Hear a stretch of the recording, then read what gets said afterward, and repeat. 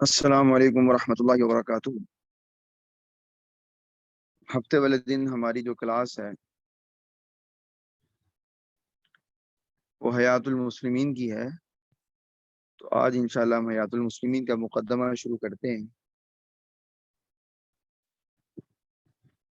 حیات المسلمین حضرت تھانوی رحمۃ اللہ علیہ، مولانا اشرف علی تھانوی رحمۃ اللہ علیہ کی لکھی ہوئی کتاب ہے۔ اس کے مقدمے میں انہوں نے اس کتاب کی وجہ تسمیہ، یعنی اس کتاب کا یہ نام کیوں ہے، اس کے مقصد کیا ہے، اس کو بیان کیا ہے۔ اگرچہ مقدمے کی زبان کا اسلوب ذرا ہماری زبان کے لحاظ سے امید بھی کر رکھا ہے کو دیکھتے ہیں۔ الحمدللہ الذی انزل فی کتابہ، تمام تعریفیں اللہ کے لیے ہیں۔ الذی انزل فی کتابہ، جس نے اپنی کتاب میں اس بات کو نازل کیا، یعنی آیت کی طرف اشارہ ہے۔ ومن کان میتا، بلا وہ آدمی جو بے جان تھا، فاحییناہ، پھر ہم نے اسے زندہ کیا، اس میں جان ڈالی۔ وجعلنا له نورا، اور ہم نے اس کے لیے ایک نور بنایا، یمشی بھی فی الناس، جس نور کو لیے ہوئے لوگوں میں چلتا پھرتا ہے، یعنی نور ایمانی۔ کمم مثلو فی ظلماتی، کیا وہ آدمی اس آدمی کی مانند ہو سکتا ہے، فی ظلماتی، جو تاریکیوں میں پڑا ہوا ہے، کفر کی تاریکیوں میں ہے، لیس بخارج منہا، جو اس سے نکلتا ہی نہیں۔ والصلاۃ والسلام علی رسولہ، اور درود و سلام ہو نبی اکرم صلی اللہ علیہ وسلم، اللہ کے رسول پر، الذی شرفہ بخطابہ، جنہیں اللہ تعالیٰ نے اپنے خطاب کے ذریعے اعزاز بخشا۔ وہ خطاب اللہ کا کیا ہے؟ وَكَذَلِكَ أَوْحَيْنَا إِلَيْكَ، اسی طرح ہم نے وحی کی آپ کی طرف، روحا من امرنا، اپنے حکم سے ایک وحی کی۔ وَدَعَا أُمَّتَهُ إِلَى جَزِيلِ ثَوَابِ فِي قَوْلِهِ، اور امت کو بلایا، ایک دعوت دی امت ایک بھرپور ثواب بدلے کی طرف، فی قولہ، اس ارشاد میں، یا ایھا الذین آمنوا استجیبوا للہ وللرسول، اے ایمان والو، اللہ اور اس کے رسول کی بات مانو، اذا دعاکم لما یحییکم، جب اللہ اور اس کا رسول تمہیں بلائے، لما یحییکم، اس بات کی طرف جو بات تمہیں زندگی عطا کرتی ہے، یعنی اسلام کا پیغام زندگی دیتا ہے۔ یہی حیات المسلمین ہے، یعنی وہ بات جو مسلمانوں کے لیے زندگی دینے والی بات ہے۔ وقادہم الی رفیع جنابہ، اور انسانوں کی رہنمائی کی، الی رفیع جنابہ، اپنی بلند بارگاہ کی طرف، فی قولہ، اللہ تعالیٰ نے اپنے اس ارشاد میں، اولئک کتب فی قلوبہم الایمان، کہ یہی وہ لوگ ہیں جن کے دلوں میں اللہ نے ایمان کو ثبت کر دیا ہے، لکھ دیا ہے۔ وَأَيَّدَهُمْ بِرُوحٍ مِّنْهُ، اور اپنی روح یعنی اپنے فیض، اپنی مدد کے ذریعے ان کو مضبوط کیا ہے۔ وبعد کا معنی بعد الحمد والصلاۃ، حمد و صلاۃ کے بعد۔ فقد قال تعالی، اللہ تعالیٰ کا ارشاد ہے، من عمل صالحا من ذکر او انثى، جس نے بھی نیک عمل کیا، من ذکر، وہ مرد ہو، او انثى، یا عورت ہو، فلنحینہ حیاتا طیبہ، تو ہم اس کو پاکیزہ ایک مزیدار زندگی عطا کریں گے۔ وَلَنَجْزِيَنَّهُمْ أَجْرَهُمْ بِأَحْسَنِ مَا كَانُوا يَعْمَلُونَ، اور ہم اس کو بدلہ دیں گے، بِأَحْسَنِ، بہترین بدلہ، مَا كَانُوا يَعْمَلُونَ، جو عمل کرتا رہا، یعنی اس کے عمل کے مقابلے میں انتہائی بہترین بدلہ اس کو عطا کریں گے۔ وقال تعالی، اللہ تعالیٰ کا ارشاد ہے، یہاں پر اللہ تعالیٰ نے عمل صالح پر انعام دیا ہے، حیاتن طیبہ، اس کو اپنے ذہن میں رکھنا ہے۔ اگلی آیت میں دیکھتے ہیں، ومن اعرض عن ذکری، اور جس نے منہ پھیرا، اعراض کیا، عن ذکری، میری نصیحت سے، یعنی جو دین کی بات ہے، اللہ کی طرف سے ایک نصیحت ہے، اسے منہ پھیرا، اس بات کو نہ مانا، فإن له معیشۃ ضنکا، اس کے لیے معیشہ زندگی ہوگی، ضن کا تنگ، یہ معیشہ ضنک، اس کو بھی ذہن میں رکھنا ہے۔ وَنَحْشُرُهُ يَوْمَ الْقِيَامَةِ أَعْمَى، اور ہم اسے قیامت کے دن جمع کریں گے، یعنی اٹھائیں گے قبروں سے اندھا کر کے۔ ان آیات کے ساتھ ایک اور آیت جو اہل جہنم کے حق میں ہے، یعنی ثم لا يموت فیہا ولا یحیا، جہنمیوں کے بارے میں اللہ نے کہا کہ جہنم میں وہ لا يموت، نہ مریں گے، یعنی ان کو عذاب مل رہا ہے، اگر وہ مر گئے تو عذاب تو نہیں محسوس کر سکیں گے، اس لیے موت نہیں آئے گی تاکہ مسلسل عذاب کا مزہ چکھتے رہیں۔ ولا یحییٰ، جب موت نہیں آئے گی تو زندگی ہونی چاہیے، لیکن اللہ کہہ رہے ہیں ولا یحییٰ، زندگی بھی نہیں ہوگی۔ یہاں زندگی کے نہ ہونے کا معنی یہ ہے کہ وہ جینا جینا نہیں ہوگا، وہ جینا اتنا کڑوا ہوگا، اتنا اس میں تکلیف ہوگی اور آرام سے خالی ہوگا کہ اس جینے کو جینا کہنا نہیں چاہیے، ولا یحییٰ، وہ جیے گا بھی نہیں۔ اگر بطور مقدمہ کے ملا لی جائے، یعنی تھانوی اب اپنے دعوے کو ثابت کرنے کے لیے آیات کو، یعنی دو آیتوں کو سامنے رکھا، ایک فَلَنُحْيِيَنَّهُ حَيَاةً طَيِّبَةً، دوسری فَإِنَّ لَهُ مَعِيشَةً ضَنْكَا، جو نیک عمل کرے گا اس کے لیے زندگی اچھی ہوگی، اور جو اعراض کرے گا اللہ کی نصیحت سے اس کے لیے زندگی تنگ ہوگی۔ اور ساتھ جہنمیوں والی وہ آیت جس میں کہا ثُمَّ لَا يَمُوتُ فِيهَا وَلَا يَحْيَىٰ، اگر اس کو ملا لیا جائے، جس کا حاصل یہ ہے، اب یہاں سے اپنی بات کو بیان فرما رہے ہیں کہ جس حیات میں راحت و حلاوت نہ ہو، جس زندگی میں راحت نہ ہو، حلاوت، مٹھاس، لذت نہ ہو، وہ صورتاً غیر موت ہو، یعنی ظاہری اعتبار سے اگرچہ وہ موت نہ ہو تو زندگی اس میں سانسیں آ رہی ہیں، مگر مانن غیر حیات بھی ہے، لیکن دیکھا جائے تو حقیقی اعتبار سے وہ زندگی نہیں ہے۔ تو اس انضمام کے بعد، مثل نصوص کثیرہ شہیرہ کے، اس انضمام کے بعد یعنی ان آیتوں کو ملانے کے بعد، مثل نصوص نص کی جمع ہے، قرآن کی آیتوں کو بھی نص کہتے ہیں، احادیث کو بھی نص کہتے ہیں، کثیرہ بہت ساری، شہیرہ مشہور کے خطبے کی آیات میں حیات باطنی و اخروی کا، یعنی خطبہ جو بھی ہم نے عربی میں پڑھا اس میں جو آیات تھیں ان میں باطنی اور اخروی زندگی کا تذکرہ تھا، اور ما بعد الخطبہ اور خطبے کی بعد جو آیتیں تھیں، یہ دو آیتیں من عمل صالحا اور فإن له معیشۃ ضنکا، علی تفسیر المحققین، یعنی محققین کی تفسیر کے مطابق حیات ظاہری و دنیاوی کا بھی اختصاص صرف متیان حق کے ساتھ نہایت واضح و مصرح ہے۔ حیات ظاہری و دنیاوی یعنی ظاہری زندگی اور دنیا کی زندگی کا بھی اختصاص، اب اس کی میں وضاحت کرتا ہوں، صرف متیان حق کے فرما برداروں کے ساتھ نہایت واضح اور مصرح ہے، واضح ہے، مصرح ہے، جس کی صراحت ہو گئی۔ اصل میں یہاں محققین مفسرین کی رائے یہ ہے کہ جو اللہ تعالیٰ نے کہا نا کہ جس نے نیک عمل کیا تو ہم اس کی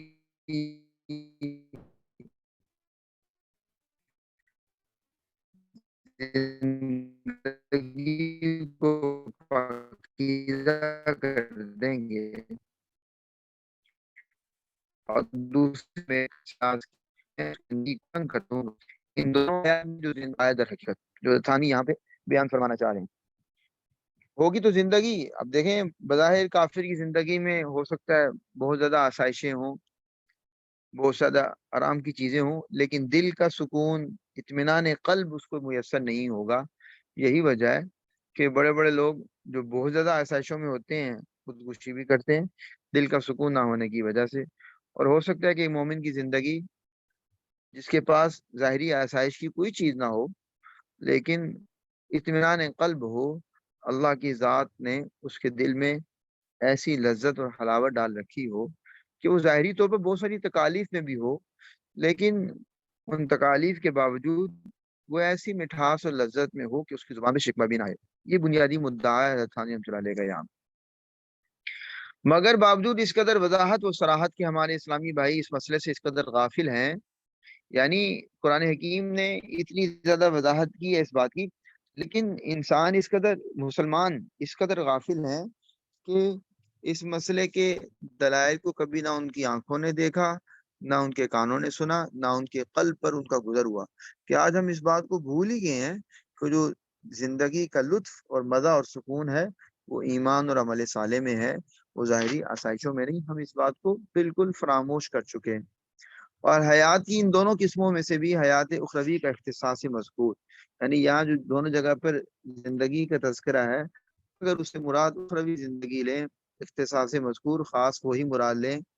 ان کے اذہان سے اتنا بعید نہیں جتنا حیات دنیاوی کا اختصاص بعید ہے۔ یعنی مسلمان ہو سکتا ہے کہ یہاں پر دونوں جگہ پر زندگی سے مراد آخرت کی زندگی لیں، ٹھیک ہے، یہ اتنا بعید نہیں، لیکن جو دنیاوی زندگی مراد لینا وہ تقریباً بعید ہے، اس ذہنوں میں یہ بات ہے ہی نہیں کہ عمل صالح کی وجہ سے دنیا کی زندگی اچھی ہو جاتی ہے اور بدعملی کی وجہ سے دنیا کی زندگی تنگ ہو جاتی ہے۔ اور یہی وجہ ہے کہ اس وقت مسلمانوں پر عالم میں عموماً اور کشور ہند میں خصوصاً، یعنی ہندوستان میں خاص طور پر مصیبتوں پر مصیبتیں، بلاؤں پر بلائیں نازل ہوتی چلی جاتی ہیں، مگر نہ ان کے ذہن کو مطلق اس طرف التفات ہوتا ہے، یعنی بالکل کسی صورت ذہن میں یہ بات آتی ہی نہیں، نہ ان کی زبان پر اس کا نام آتا ہے، نہ ان کے قلم سے یہ مضمون نکلتا ہے۔ اگر کسی کو علاج اور تدبیر کی طرف توجہ ہوتی بھی ہے تو وہ نسخے استعمال کیے جاتے ہیں جن کی نسبت بے تکلف یہ کہنا یقیناً صحیح ہے۔ یعنی اگر کوئی ظاہری مصیبتوں اور بے چینیوں کا علاج کرنا بھی چاہتا ہے تو وہ ایسا علاج کرتا ہے جس کو انہوں نے ان اشعار میں بیان کیا ہے کہ جس کی وجہ سے وہ علاج ایسا ہوتا ہے کہ اس علاج کی وجہ سے مرض بڑھ جاتا ہے، مرض بجائے ختم ہونے کے۔ آگے بھی انہوں نے اسی کی تفصیل بیان کی ہے شعر، فارسی شعر کی صورت میں۔ یہ میں اس لیے چھوڑ رہا ہوں کہ چونکہ فارسی سے اتنا مناسبت نہیں ہے ہم لوگوں کی، تو ترجمہ نیچے لکھا ہوا ہے، آپ اس کو پڑھنا چاہیں، میں اس کو خلاصہ بیان کرتا چلا جا رہا ہوں۔ اور اس بے اصول علاج کا لازمی نتیجہ یہ ہوگا کہ اس علاج کی وجہ سے چونکہ علاج غلط ہو رہا ہوگا، تشخیص غلط ہوئی تو علاج بھی غلط ہوگا، تو اس کے نتیجے میں مرض بڑھتا چلا جائے گا۔ مگر باوجود اس ناکامی پر ناکامی کے ان عطائی اطباء کی حالت، عطائی اطباء سے مراد ہے یعنی عطائی اطباء جیسے سڑکوں پہ ڈینٹسٹ بیٹھے ہوتے ہیں، عطائی اطباء کی حالت اس خطائی طبیب کی سی ہے، یعنی خطائی طبیب ہے جو غلط علاج کر رہا ہے، جس نے کسی کو بے موقع مسل دیا تھا، یعنی ایک ڈاکٹر نے بے موقع، یعنی وہ اس کی جگہ تو نہیں تھی وہاں پر اس علاج کی، وہ علاج کا موقع نہیں تھا۔ مسہل، مسہل کا معنی ایسی دوا جو پیٹ جاری کر دے، ٹھیک ہے، مسہل جی۔ اور برابر زیادت اسہال کی خبر، اسہال کا معنی یعنی پیٹ کا جاری ہونا، برابر یعنی مسلسل، زیادت اسہال یعنی بہت زیادہ پیٹ جاری ہونے کی خبر اس کو پہنچ رہی تھی، مگر وہ ہر اطلاع کے جواب میں یہی کہتا تھا کہ مادہ فاسد ہے، یعنی اس کے پیٹ میں گندا مادہ ہے، زہریلا مادہ ہے، نکلنے دو، حتیٰ کہ وہ مر بھی گیا،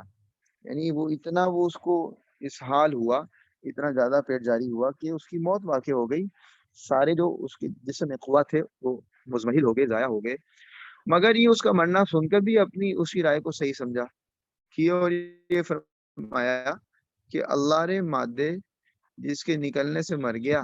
نہ نکلتا تو نامعلوم کیا ہو جاتا۔ یعنی مثال دے رہے ہیں کہ جس طرح یہ طبیب بیوقوف ہے، اسی وقت مسلمانوں کی حالت بھی یہی ہے کہ وہ اپنی اس بیماریوں کے لیے، امراض کے لیے جو علاج منتخب کر رہے ہیں وہ علاج ایسے ہی ہے جیسا علاج اس طبیب نے اس آدمی کا کیا جس کو مسل دیا کی وجہ سے، یہی جہل علمی ہے، یعنی عملاً یہ جو جہالت کا ارتکاب ہو رہا ہے اس کی بنیادی وجہ علم کی کمی ہے، علمی جہالت ہے۔ کئی مصائب کے سر منشا کی تعیین میں، یعنی مصائب کی بنیادی وجہ کی تعیین میں ان کو نصوص الہیہ و نبویہ کی پوری تصدیق نہیں، انہیں پتہ ہی نہیں کہ اللہ تعالیٰ نے قرآن میں کیا کہا، نصوص الہیہ، نصوص نبویہ، احادیث میں آپ نے کیا فرمایا۔ اے صاحب، جب اللہ و رسول پر ایمان ہے جس کے معنی ہے ہر امر اور ہر خبر میں ان کی تصدیق کرنا، یعنی اللہ اور اس کے رسول پر ایمان کا مطلب کیا ہے، محض یہ مطلب نہیں ہے کہ کلمہ پڑھ لینا، بلکہ ایمان کا مطلب یہ ہے کہ اللہ اور اس کے رسول نے جو بات بھی کہی ہے ان کی تصدیق کرنا کہ یہ بات سچی ہے اور اسی میں نجات ہے،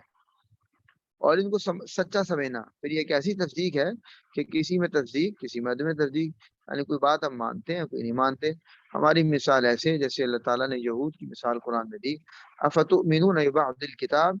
کیا تم لوگ کتاب کے کچھ حصے پر ایمان لاتے ہو، وتکفرون ببعض، اور کچھ کا انکار کر دیتے ہو۔ اس لیے سخت ضرورت محسوس ہوئی کہ اس تجاہل یا تغافل، تجاہل یعنی انجان بننا، تغافل یعنی غفلت کا برتنا، پر اثر نو تنبیہ کی جاوے تاکہ مرض کے سبب کا تعین، پھر علاج صحیح کا تیقن ہو، یعنی ایک تو مرض متعین ہو جائے کہ مرض کیا ہے، کیونکہ اصل چیز مرض کی تشخیص ہوتی ہے، پھر علاج کا تیقن ہو جائے، علاج کا یقین ہو جائے کہ بھائی اس طریقے سے اس کا علاج کیا جائے گا تو بہتری ہوگی۔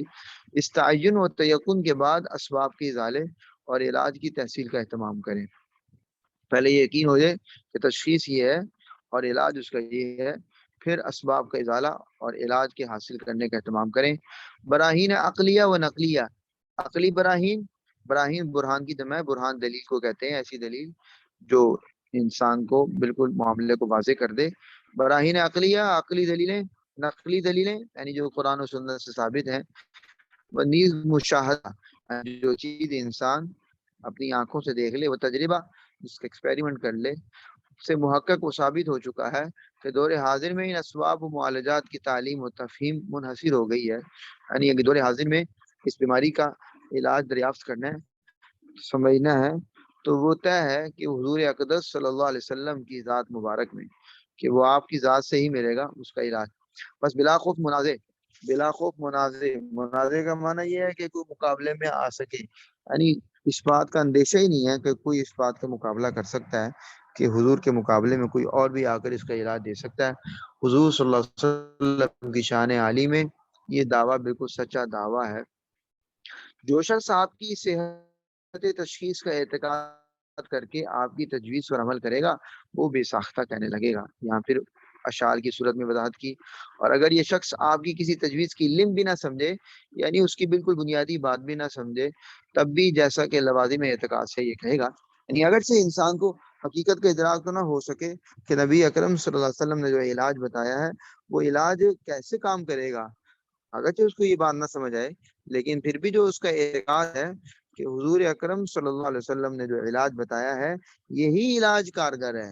یہی علاج مفید ہوگا، یہی علاج نجات دے گا، تو وہ اس کا یقین رکھے گا۔ اور آپ نے نہایت شفقت و غایت رحمت سے اپنا پورا مطلب، یعنی آپ صلی اللہ علیہ وسلم نے پورا مطلب یہ تشبیہ دے رہے ہیں کہ آپ صلی اللہ علیہ وسلم جس طرح ایک ظاہری طبیب ہوتا ہے، آپ صلی اللہ علیہ وسلم باطنی طبیب، باطن کی اصلاح کرنے والے تھے۔ تو مطلب میں کیا ہے، بغیر کے عام تمام مخلوقات کے روبرو پیش فرمایا، آگے استعمال کرنے والوں یا استعمال نہ کرنے والوں کی سعادت و شقاوت، سعادت سعید یعنی نیک بخت ہونا، شقاوت بدبختی، جس نے جب کبھی بھی استعمال کیا، یعنی حضور نے تو سب علاج بتا دیا ہمیں، اب ہماری یہ بدبختی ہے کہ ہم اس کو استعمال نہ کریں۔ جس نے جب کبھی بھی استعمال کیا صلاح و فلاح اس کے پیش پیش رہی، یعنی جس نے جب بھی استعمال کیا اس کو فائدہ ہوا، کامیابی ملی، اور جس نے اس میں اہمال کیا، اہمال کا معنی سستی کی، استعمال نہ کیا، چھوڑ دیا، اگر اس کو کچھ حصہ عقیدت و محبت کا حاصل ہے، یعنی استعمال تو نہ کیا لیکن اس کو یہ معلوم تھا ہوتی ہے، یعنی ایک آدمی کا یقین ہے کہ نبی اکرم صلی اللہ علیہ وسلم کی تعلیمات میں ہی ہدایت اور نجات ہے،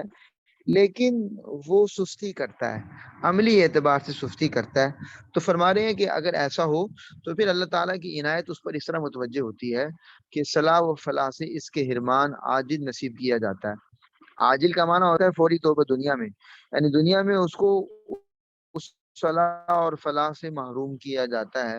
تاکہ اس فوری تنبیہ سے وہ اپنی اصلاح کر سکے، یعنی تھوڑا سا اس کو جھنجھوڑا جاتا ہے، کوئی مصیبت آتی ہے جس سے وہ متنبع ہو سکے، چھوڑنی چاہیے۔ اور جو عقیدت و محبت سے خالی ہیں، جو عقیدت و محبت سے خالی ہیں، یہ ایک اور بات کر رہے ہیں کہ جس آدمی کو اس بات کا عقیدہ بھی نہیں ہے نبی اکرم صلی اللہ علیہ وسلم کی تعلیمات میں خلوف کی شان سے، خلوف یعنی اس عقیدے کے نہ ہونے کی نحوست کی وجہ سے ان کے ساتھ یہ معاملہ کیا جاتا ہے کہ بطور استدراج، یعنی اللہ تعالیٰ اس کو ڈھیل دیتے ہیں، استدراج کا معنی ڈھیل دیتے ہیں، اس کو مہلت دیتے ہیں، ان کو صورتاً واجلاً کامیابی عطا کر دی جاتی ہے۔ عجیب بات فرمائی کہ جب انسان کا عقیدہ ہی ہوتا کہ نبی اکرم صلی اللہ علیہ وسلم کی تعلیمات میں نجات ہے، تو اللہ تعالیٰ پھر ایسے آدمی کو ایسا محروم کرتے ہیں کہ اس کو ڈھیل دیتے ہیں، جو کافروں کو ڈھیل دی جاتی ہے، اور اس ڈھیل کے نتیجے میں اس پر انعامات کی بارش برساتے ہیں، اس کو نعمتیں دیتے ہیں، اور وہ یہ سمجھتا ہے شاید میں کامیاب ہو رہا ہوں، اور وہ مزید اس دلدل میں پھنستا چلا جاتا ہے۔ اور حقیقتاً وہ عاجلاً، ایک عاجل لفظ ہے عین کے ساتھ، اس کا معنی ہوتا ہے فوری، اس سے مراد ہوتا ہے دنیا، اور ایک عاجل ہے حمزہ کے ساتھ، اس سے مراد ہوتا ہے دیر والا، تاخیر والا، اس سے مراد آخرت ہوتی ہے۔ حقیقتاً و عاجلاً، حرمان ہی ان کے نصیب حال ہوتا ہے، یعنی دنیا میں بظاہر وہ نعمتوں میں ہوتا ہے، لیکن حقیقت میں آخرت میں اس کے لیے محرومی ہوتی ہے، اسے کوئی انعام آخرت میں نہیں ملنا ہوتا۔ چنانچہ حرمان عاجل تو ظاہری ہے، اور حرمان حقیقت شاہد ان کے اندرونی حالت ہے کہ خالص راحت و حلاوت کو وہ خود اپنے اندر مفقود پاتے ہیں، یعنی بظاہر اگرچہ دنیا کی نعمتیں مل جاتی ہیں لیکن دل کے اندر راحت اور لذت نہیں ہوتی۔ اسی فلاح عاجل و سوری اور حرمان عاجل و حقیقی کے ذکر ان آیات میں ہے۔ اب کہہ رہے ہیں یہ جو بات ہم نے کی ہے کہ ظاہری طور پر اور دنیا میں اس کو محرومی ہوتی ہے، یا آخرت میں اور باطنی اعتبار سے محرومی ہوتی ہے، آیات میں اس کا ذکر ہے۔ اللہ تعالیٰ فرماتے ہیں ایحسبون، کیا یہ لوگ سمجھتے ہیں انما نمدہم من مال و بنین، کہ ہم ان پر عنایات کر رہے ہیں، ہم کو نواز رہے ہیں مال کے ذریعے، اولاد کے ذریعے، مال بھی مل رہا ہے، اولاد بھی مل رہی ہے، نسارع لهم فی الخیرات، کہ ہم انہیں نیکی کے کاموں میں، بھلائی کے کاموں میں جلدی آگے بھیج رہے ہیں؟ نہیں، ایسا نہیں ہے۔ اللہ مال اور اولاد دے کر در حقیقت ناراض ہوتا ہے، لیکن مال اور اولاد دے رہا ہوتا ہے اور انسان دائمی طور پر محروم ہو رہا ہوتا ہے آخرت کی زندگی کی نعمتوں سے، بل لا یشعرون، اور انسان کو پتہ بھی نہیں ہوتا۔ قول تعالی فلا تعجبک اموالهم ولا اولادهم، اے پیغمبر ان کافروں کا مال اور ان کی اولادیں یہ آپ کو تعجب میں نہ ڈالیں۔ انما یرید اللہ، اللہ چاہتا ہے لیعذبہم بها فی الحیات الدنیا، کہ دنیا کی زندگی میں ان کو عذاب دے۔ یعنی انسان مال مانگتا ہے، مال مل جاتا ہے، اولاد مانگتا ہے، اولاد مل جاتی ہے، اور دوسری طرف اس کی حالت یہ ہوتی ہے کہ وہ عمل صالح نہیں کر رہا ہوتا، وہ مسلسل اللہ کی نافرمانی میں ہوتا ہے، اور اس کو نعمتیں مل رہی ہوتی ہیں، اس کی خواہشات تمنائیں پوری ہو رہی ہوتی ہیں، وہ سمجھتا ہے کہ شاید میں پتہ نہیں کس مقام پر فائز ہو گیا ہوں کہ میں مانگتا ہوں ٹھک کر کے مل جاتا ہے۔ در حقیقت یہ بات اتنی خطرناک ہوتی ہے کہ اسی مال اور اولاد کے ذریعے اللہ تعالیٰ اسے عذاب دے رہے ہوتے ہیں، کہ وہ مال کی کھپت میں ایسا بے چین پریشان ہوتا ہے، مال جوڑنے میں، مال کو سنبھالنے میں پریشانیوں میں گھرا رہتا ہے، اولاد کی تربیت میں، اولاد کی طرف سے اس کو ایسی تکالیف آتی ہیں، یہ ایک تازیانہ ہوتا ہے۔ انما یعذبہم بها فی الحیات دنیا، کہ دنیا کی زندگی میں انسان کافرون، اور وہ اس مال اور اولاد میں اتنے مگن رہے کہ خدا کو بھول بیٹھیں اور ان کی جان نکلے، وہم کافرون، اس حال میں کہ وہ کفر پر ہوں۔ جب عیانن و برہانن، یعنی عیانن مشاہدے سے بھی یہ بات ثابت ہو گئی، برہانن دلیل سے بھی یہ بات ثابت ہو گئی، صلاح و فلاح کا انحصار مطلب نبوی ہی کے نسخوں میں ثابت ہو چکا ہے، یعنی نبی اکرم صلی اللہ علیہ وسلم نے جو نسخے دیے ہیں، جو ہدایت اور کامیابی کے طریقے بتائے ہیں، انہی میں ہے۔ تو برادران اسلامی پر جن کو مرض کی خبر اور اس کے سبب اور نسخے سے بے خبری ہے، واجب و لازم ہے، یعنی مسلمانوں پر جو نسخوں سے بے خبر ہیں ان پر لازم ہے کہ اب اس علمی تغافل و تجاہل، یعنی علمی طور پر جو غفلت، عقیدہ تو اس کا یہی ہے کہ نبی اکرم صلی اللہ علیہ وسلم کی تعلیمات ہی اس نجات کا ذریعہ ہیں، اس مصیبت کو ختم کرنے کا ذریعہ ہیں، لیکن عملی اعتبار سے تکاسل ہے، سستی ہے، تساقل، بوجھل پن ہے، کام کرنے کا جی نہیں کر رہا، دین پر عمل کرنے کا جی نہیں کر رہا، وہ ہمیشہ کے لیے خیر بات کہیں، یعنی ہمیشہ کے لیے ان طریقوں کو چھوڑیں اور ان حکمی اور حتمی نسخوں کا استعمال کریں، وعاجلاً، اور وہ عاجلاً بصورتاً حقیقتاً صلاح و فلاح کا متزاہداً و متصاعداً مشاہدہ کریں۔ متزاہداً کا معنی جو بڑھ رہا ہو، اور متصاعداً کا معنی ہر روز بڑھ رہا ہو، اس کا مشاہدہ کریں، یعنی اس کو پر عمل کریں، پھر دیکھیں کہ ہر روز ان کی حالت میں بہتری آتی ہے۔ آج کا سبق یہیں تک رکھیں، انشاءاللہ اب آئندہ ہفتے کے روز ہم اس حصے کو آگے بڑھائیں گے۔ السلام علیکم ورحمۃ اللہ۔